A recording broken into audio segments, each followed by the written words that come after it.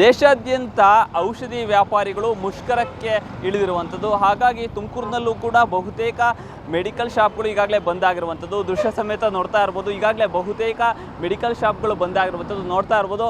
M+ medical shop ಇದೆ, ಇದು ಕೂಡ ಸಂಪೂರ್ಣವಾಗಿ ಬಂದಾಗಿರುವಂಥದ್ದು. ಸಂಪೂರ್ಣವಾಗಿ ಬಂದ್ ಮಾಡಿ ಈಗ ಮುಷ್ಕರಕ್ಕೆ ಸಪೋರ್ಟ್ ಮಾಡ್ತಾ ಇರುವಂಥದ್ದು ನೋಡ್ತಾ ಇರ್ಬೋದು. ಅಂಗಡಿ ಮುಂಭಾಗದಲ್ಲಿ ಒಂದು ಸ್ಟಿಕ್ಕರ್ ಕೂಡ ಅಂಟಿಸಿರುವಂಥದ್ದು. ಅಖಿಲ ಭಾರತೀಯ ಔಷಧಿ ವ್ಯಾಪಾರಿಗಳ ಸಂಘ, ರಾಷ್ಟ್ರಾದ್ಯಂತ ಔಷಧಿ ವ್ಯಾಪಾರಿಗಳ ಒಂದು ದಿನದ ಮುಷ್ಕರ ಅಂತ ಈಗ ಬೋಲ್ಡನ್ನು ಕೂಡ ಹಾಕಿರುವಂಥದ್ದು. ಸಾರ್ವಜನಿಕರಿಗೆ ಆಗುವಂಥ ತೊಂದರೆಗೆ ವಿಷಾದವಿರಲಿ ಅಂತ ಕೂಡ ಹಾಕಿರುವಂಥದ್ದು. ಅವರ ಬೇಡಿಕೆಗಳಿಷ್ಟೇ, ಏನು ಆನ್ಲೈನ್ನಲ್ಲಿ ಸಾಕಷ್ಟು ಔಷಧಿಗಳು ಸಿಗ್ತಾ ಇರ್ತವೆ, ಅವೆಲ್ಲ ಅತಿ ಕಡಿಮೆ ದರದಲ್ಲಿ ಮತ್ತು ಡಿಸ್ಕೌಂಟಲ್ಲಿ ಸಿಗ್ತದೆ, ಅದರಿಂದ ನಮ್ಮ ವ್ಯಾಪಾರ ಆಗ್ತಾ ಇಲ್ಲ ಅಂತ ಅವರು ಈಗ ಸರ್ಕಾರದ ಮುಂದೆ ಬೇಡಿಕೆಯನ್ನು ಕೂಡ ಇಟ್ಟಿರುವಂಥದ್ದು. ಮುಖ್ಯವಾಗಿ ನಾನು ತೋರಿಸ್ತಿರುವ ಪ್ಲೇಸ್ ಎಂಥದ್ದು ಅಂದರೆ ಜಿಲ್ಲಾಸ್ಪತ್ರೆ, ತುಮಕೂರು ಜಿಲ್ಲಾಸ್ಪತ್ರೆ ಮುಂಭಾಗದಲ್ಲಿರುವಂತಹ ಸಾಲು ಮೆಡಿಕಲ್ ಶಾಪ್ಗಳು ಸಂಪೂರ್ಣವಾಗಿ ಬಂದ್ ಆಗಿರುವಂಥದ್ದು ನೋಡ್ತಾ ಇರ್ಬೋದು ದೃಶ್ಯದಲ್ಲಿ. ಏನು ಒಂದು ಕಡೆ M+ ಮೆಡಿಕಲ್ ಶಾಪ್ ಆದರೆ ಇನ್ನೊಂದು ಕಡೆ ಜೈನ್ ಮೆಡಿಕಲ್ ಶಾಪ್ ಮತ್ತು ಗಣೇಶ್ ಮೆಡಿಕಲ್ ಶಾಪ್ ಸಂಪೂರ್ಣವಾಗಿ